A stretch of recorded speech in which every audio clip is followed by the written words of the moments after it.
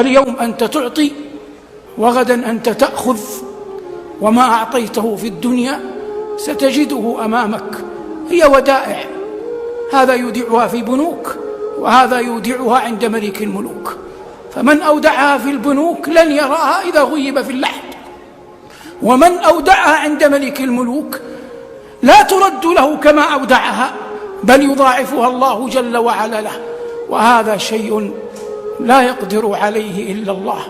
فالإنسان يودع الله جل وعلا ماله، يودع الله جل وعلا ركعات في الأسحار، يودع الله صلاحا وبرا مع والديه، يودع الله كلمات طيبة مع جيرانه، يودع الله خطوات يحتسبها إلى المساجد، يودع الله أبناءه يربيهم على الدين، يودع الله حلقات ومجمعات قرآن ينفق عليها ماله عله أن يجد ذلك عند الله، يودع الله جل وعلا أبناء المسلمين يعلمهم ما يدلهم ويرشدهم على الله.